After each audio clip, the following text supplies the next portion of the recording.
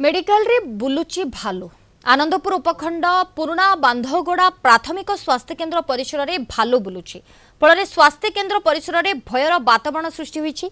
Hospital पाखरे बारंग संरक्षित जंगल थिबारु संध्या हेबा मात्रे भालुटी चली आसुची एवं भालू को देखि भयभीत अवस्था स्थानीय लोके तेणु स्वास्थ्य केन्द्र चारिपटे पाचेरी निर्माण कार्य तुरंत संपूर्ण करने को दाबी होईछि। एतसहित वन विभाग पक्षरु पेट्रोलिंग व्यवस्था को कड़ाकड़ी करने को कहिसेंती ग्रामवासी। आनंदपुर रिपोर्टर स्वप्नेश्वर पंडा फोन लाइन रे जोड़ी होइछन्ते। स्वप्नेश्वर आमे मधे से चित्र देखुछु मेडिकल परिसर रे भालुटी बुलुछि एवं लोके मधे भयभीत अवस्था रे अछन्ती। वन विभाग को ए बाबद रे किछि खबर दिया गलानी कि बा किछि कार्यानुष्ठान देखुछन्ती?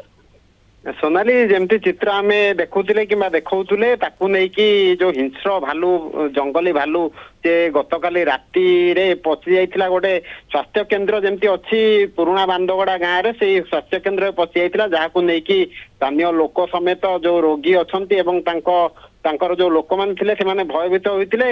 आमे जदि कहिबा तेबे घटना नुआ नुहे प्रायतः पुराणा बांधवगड़ा गाँ को लागिकी रही बरांग जंगल एवं बरांग जंगल भालू रही था प्राय अधिकांश टाइम ये गाँ को आसिक पशिथांती जहां नहीं कि वन विभाग पूर्वर खबर अच्छी वन विभाग पाखे किंतु यही परिस्थिति सृष्टि हुए तेज लोक मैंने निहाती भयभीत हवा स्वाभाविक कथा। गतकाल घटना जिते वन विभाग पाखे खबर पहुंचला वन विभाग आसिकी भालू को जंगल को पुनर्बार घोड़ेवा को चेष्टा करथिला एवं जहा से सफल होईची राति भालूटी जंगल को पलैथिला।